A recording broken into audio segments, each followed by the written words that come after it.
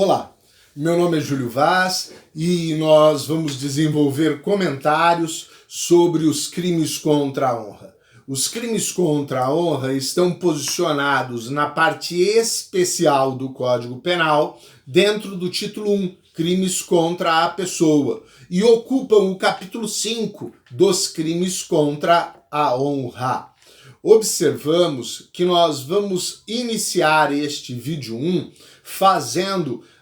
trazendo para os senhores noções introdutórias que vão permitir ao estudo dos tipos penais uma melhor compreensão. Vamos observar, então, que o nosso ponto central neste momento no estudo é a palavra honra. Então, a nossa primeira noção introdutória deve ser estabelecer um conceito sobre honra. Honra é o conjunto de atributos morais, intelectuais e físicos da pessoa que lhe conferem estima própria ou consideração social. Observe, o nosso conceito de honra traz as duas espécies de honra que são tratadas no Código Penal. Temos a honra objetiva e temos a honra subjetiva. A honra chamada de subjetiva é a estima própria, é aquilo que o indivíduo pensa sobre si próprio. A honra objetiva é a consideração social, é aquilo que a coletividade, que as demais pessoas, que os terceiros pensam sobre o indivíduo. Vamos repetir o conceito, marcando bem os pontos das duas espécies de honra. Honra é o conjunto de atributos morais, intelectuais e físicos da pessoa que lhe conferem estima própria. Estima própria, honra subjetiva. Ou consideração social. Consideração social, honra objetiva. Nós possuímos, dentro do Código Penal, 3 figuras típicas que estão ali colocadas para tutelar, para proteger especificamente a honra. Nós temos no artigo 138 o crime de calúnia, no artigo 139 o crime de difamação e no artigo 140 o crime de injúria. A partir do artigo 140, nós vamos observar, artigo 141 a 145, normas gerais que vão disciplinar algumas questões que envolvem os crimes contra a honra, que nós também vamos tratar, que senão neste vídeo, nos vídeos que se seguirão sobre a honra. Este vamos dedicar às noções introdutórias. Vamos observar inicialmente que cada uma dessas figuras, para a gente poder ir fixando essas figuras penais, elas podem nos trazer um pequeno conceito. Por exemplo, a calúnia é a imputação falsa de fato criminoso. Calúnia, imputação falsa de fato criminoso. Difamação é a imputação de fato ofensivo à reputação. E injúria é a imputação de qualidade negativa. Calúnia, difamação e injúria. Cada uma delas olham para questões diferenciadas. Resumindo, calúnia olha para aquela situação em que foi feita uma imputação de um fato falso, criminoso. Então é a imputação falsa de fato criminoso. Difamação é a imputação de fato ofensivo à reputação. Então, na difamação, não estamos ligados à questão de uma prática delituosa, mas estamos ligados a um ataque à reputação. E na injúria é a atribuição de qualquer qualidade negativa que vai atingir a estima própria do indivíduo. Os crimes contra a honra, eles podem ser classificados na qualificação doutrinária relacionada ao resultado como crimes formais. Todos os crimes contra a honra são crimes formais. Vamos tentar entender essa questão da qualificação doutrinária quanto ao resultado. Temos 3 espécies. Um crime quanto ao resultado pode ser classificado doutrinariamente como crime material, crime formal ou crime de mera conduta. O crime material é aquele que descreve conduta e resultado e exige o resultado para sua consumação. O crime de mera conduta é aquele que descreve apenas a conduta. E o crime formal é aquele que descreve conduta e resultado, mas não exige o resultado para sua consumação. Os crimes contra a honra, calúnia, difamação e injúria são crimes na classificação identificados como crimes formais, ou seja, eles descrevem a conduta, que é esta ação que vai atingir a honra, e eles descrevem a omissão, o resultado, que é atingir a honra. Então eu tenho conduta e tenho resultado, mas eu não preciso do resultado para que o crime esteja consumado. A mera realização da conduta fará com que o crime esteja consumado. Todos eles estão classificados como crimes formais. Os crimes contra a honra cuidam de bem jurídico disponível, ou seja, é um bem jurídico que o sujeito passivo, a vítima, quando atingido pela conduta do sujeito ativo, ela pode dispor. Ou seja, não teremos obrigatoriamente uma busca através do sistema jurídico de responsabilização do agente. Estes crimes, então, sendo de bem jurídico disponível, foram estabelecidos no texto da lei como em regra de ação penal privada.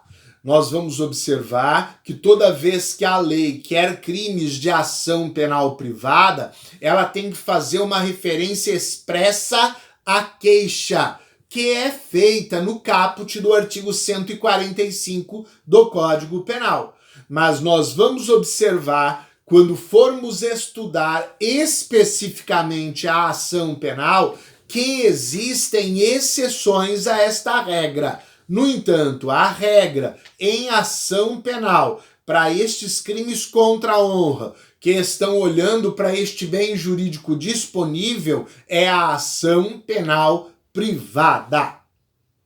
Vamos observar que os crimes contra a honra podem aparecer em um conflito de crimes. Então a gente pode ter um conflito de crimes, a exemplo dos crimes contra a honra do Código Penal e os crimes contra a honra previstos no Código Eleitoral, ou dos crimes contra a honra do Código Penal e crimes contra a honra previstos na Lei de Segurança,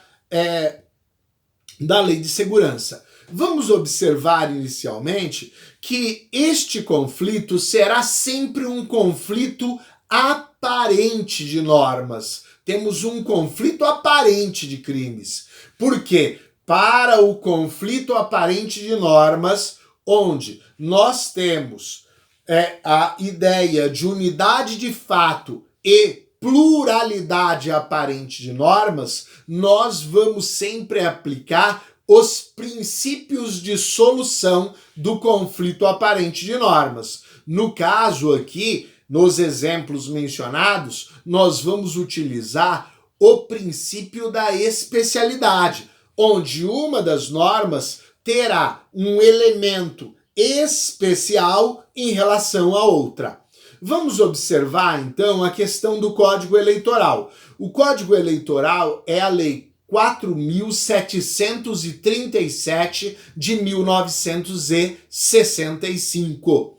No Código Eleitoral, a Lei 4737 de 65, os artigos 324 a 326 cuidam de crimes contra a honra no Código Eleitoral. Então eu tenho no artigo 324 a calúnia, no artigo 325 temos a difamação, no artigo 326 temos a injúria, mas realizadas dentro da ideia do Código Eleitoral. O Código Eleitoral será uma norma especial em relação à norma geral do Código Penal. Então, tomemos a exemplo o artigo 324 do Código Eleitoral.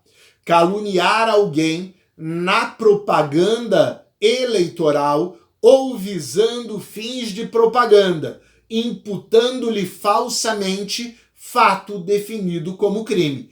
O que difere o artigo 324 do artigo 138 do Código Penal é o fato de a lei falar na propaganda eleitoral ou visando fins de propaganda. A questão eleitoral é o elemento especializante. E nós não vamos utilizar o Código Penal quando as normas do Código Eleitoral estiverem com elas em conflito sobre um crime contra a honra. Vamos observar também que esta mesma ideia está nos artigos 325 e 326 do Código Eleitoral. E em destaque, a figura do artigo 355 do Código Eleitoral, que determina que as infrações previstas nesta legislação especial são de ação penal pública incondicionada. Artigo 355 do Código Eleitoral. O mesmo princípio da especialidade pode ser mencionado diante da Lei de Segurança Nacional. A Lei de Segurança Nacional é a Lei 7.170 de 83, 7170 do ano de 1983. E ela fala das ideias de crime contra a honra no artigo 26, trazendo a seguinte conduta típica: caluniar ou difamar o presidente da República, o do Senado Federal, o da Câmara dos Deputados ou do Supremo Tribunal Federal, imputando-lhes fato definido como crime ou fato ofensivo à reputação. Observe que nesta figura estão presentes as ideias da calúnia e da difamação. E aqui na Lei de Segurança Nacional, a gente vai sempre nos reportarmos ao artigo 1º desta lei, que estabelece que na conduta dos crimes desta lei, estamos observando uma lesão ou uma exposição à possibilidade de lesão à integridade territorial, à soberania nacional, ao regime representativo e democrático, à federação, ao Estado de Direito ou à pessoa dos chefes dos poderes da União. Então, o elemento especializante está presente, este elemento diferenciador. Diante de práticas de crime de calúnia ou difamação, crimes contra a honra em que haja este conflito aparente de normas, o conflito da especialidade vai determinar que a norma aplicável é do artigo 26 da Lei de Segurança Nacional, Lei 7.170 de 1983. Ainda nesta ideia de trazermos algumas noções, algumas notas introdutórias, a gente poderia apresentar algumas questões para análise geral dos crimes contra a honra. Então vamos observar a possibilidade de que houvesse a prática de crimes contra a honra contra o doente mental ou contra o menor de 18 anos. Estou falando, então, que haveria a conduta realizada dos crimes contra a honra em que o sujeito passivo seria um inimputável. Ora, vamos observar cada uma das figuras de crime contra a honra para responder a esta questão. Falamos aos senhores que a calúnia é a imputação falsa de fato criminoso.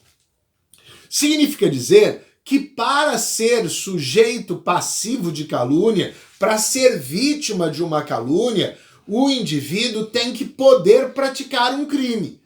Os inimputáveis por defeito mental, eles realizam a conduta criminosa?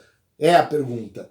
Os inimputáveis por defeito de idade, eles realizam a conduta criminosa?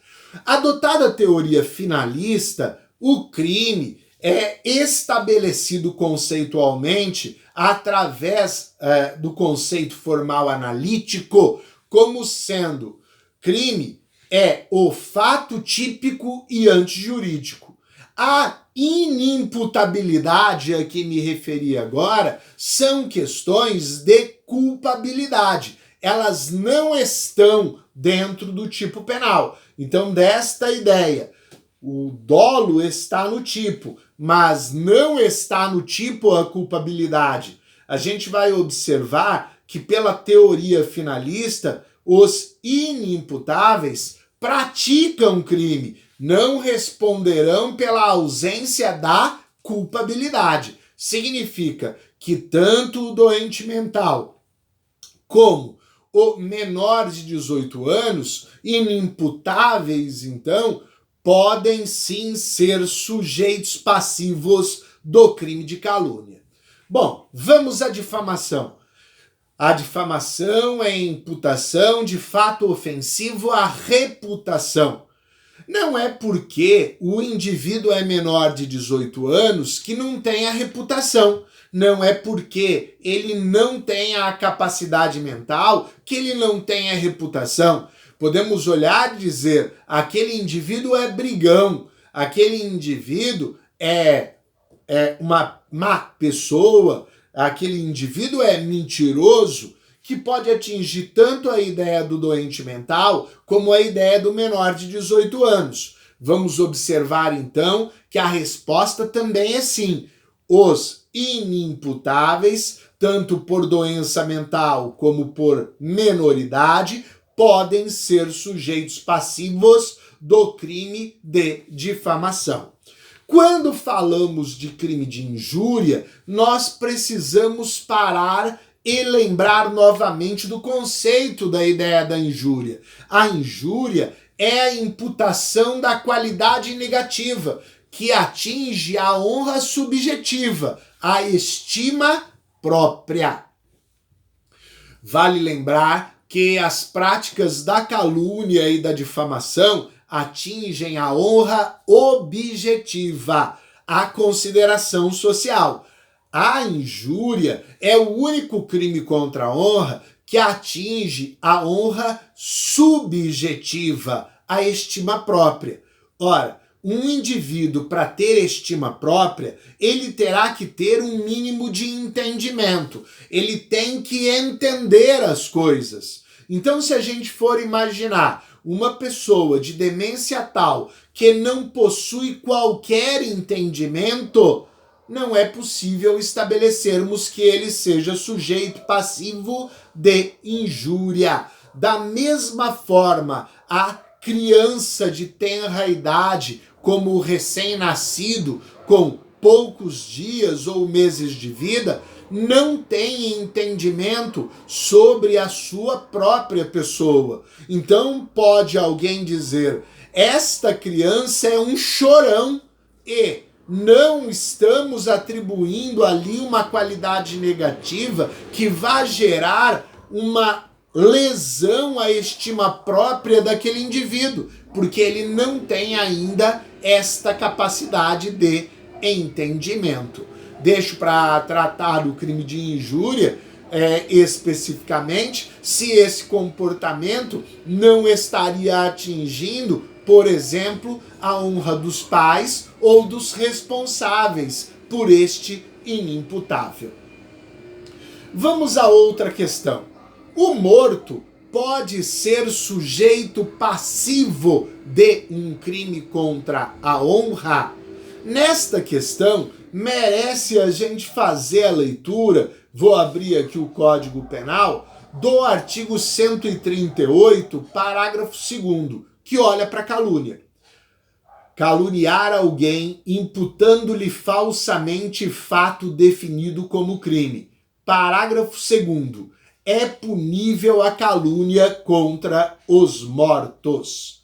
Observo que, em que pese a redação do parágrafo 2º do artigo 138, não há crime contra a honra, nenhum deles contra o morto. O morto pode ser o objeto material da prática delitiva. O que é isto? O objeto material é a coisa sobre a qual recai a conduta delituosa.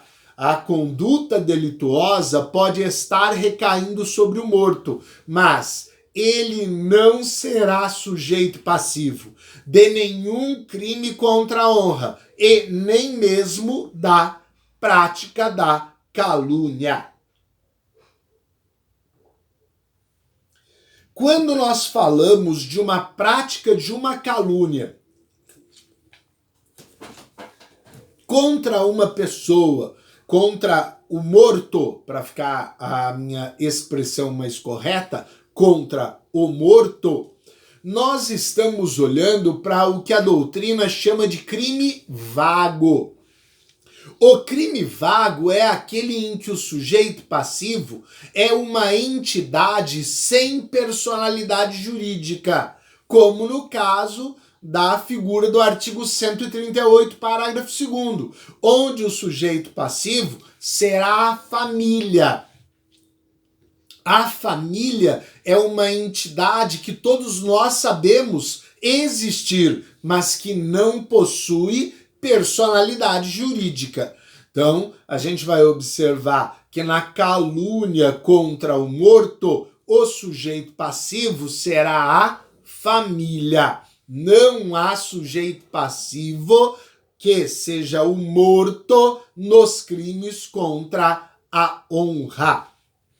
Vamos observar, para completar essa nota sobre o crime vago, um outro exemplo. Por exemplo, a ideia do crime de vilipêndio. O crime de vilipêndio está previsto no capítulo dos crimes de respeito aos mortos. Está lá no artigo 212 do Código Penal. E o sujeito passivo não será o morto, mas será a coletividade. Alguns autores perguntam se é possível a contravenção vago. E a resposta é que sim. Inclusive, a grande maioria das contravenções tem como sujeito passivo a coletividade. Vamos imaginar a contravenção penal prevista no artigo 64 da Lei de Contravenções Penais. Maus tratos a animais. Alguém dá uma facada em uma mula. É lógico que a mula não é o nosso sujeito passivo.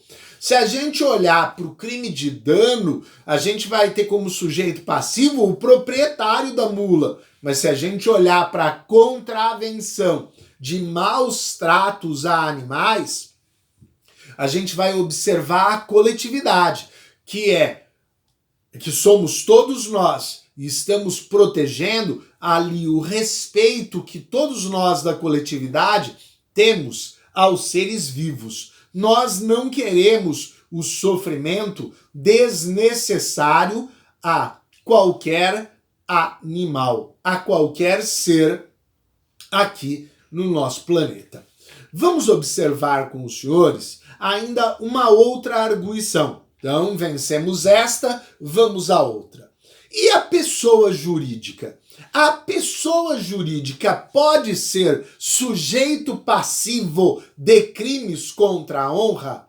Então, agora nós estamos imaginando que será caluniada, que será difamada, que será injuriada uma empresa, uma pessoa jurídica. Seria possível o crime contra a honra de uma pessoa jurídica? Volto a lembrar, olhando para calúnia.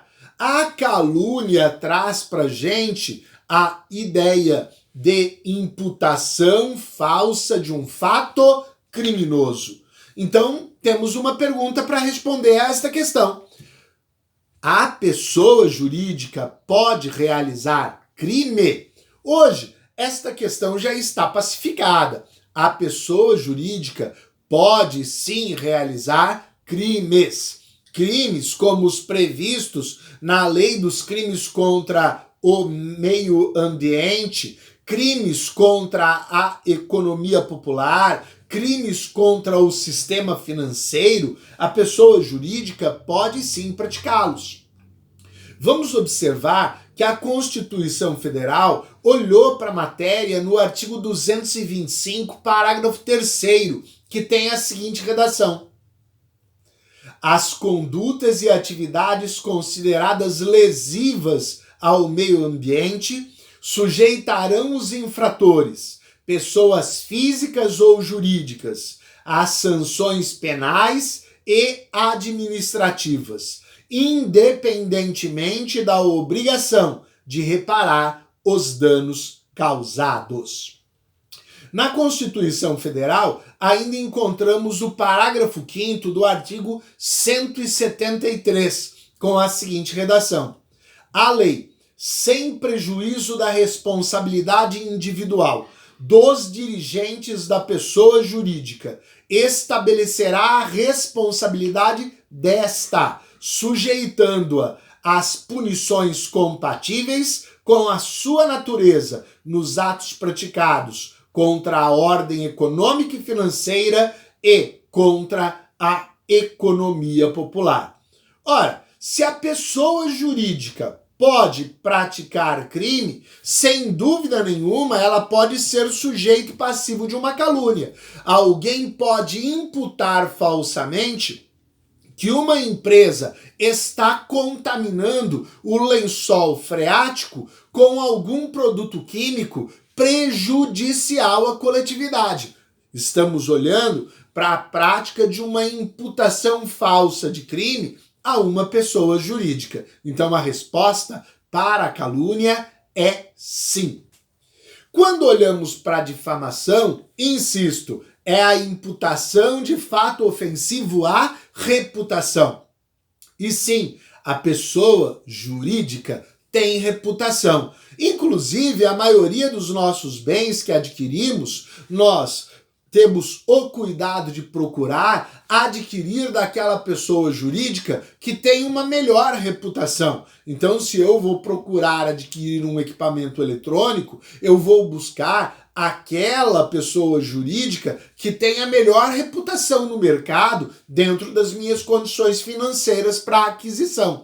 Sem dúvida nenhuma, a marca traz esta ideia de reputação. Então, mais uma vez, a resposta é sim. Uma pessoa pode ferir a reputação de uma pessoa jurídica. Vamos imaginar uma empresa que produz um refrigerante e alguém passa a dizer que encontrou algo algum problema naquele refrigerante, está atingindo a reputação daquela pessoa jurídica. Vamos imaginar o crime de injúria, que atinge a estima própria, imputação de qualidade negativa. Ora, a pessoa jurídica tem estima própria? Consigo imaginar que os seus sócios proprietários, que o seu presidente, que os seus diretores, que os seus gerentes, eles tenham opinião sobre a pessoa jurídica, mas a opinião sobre si próprio, a estima própria, é uma coisa que só os seres humanos possuem. A resposta, então, é não.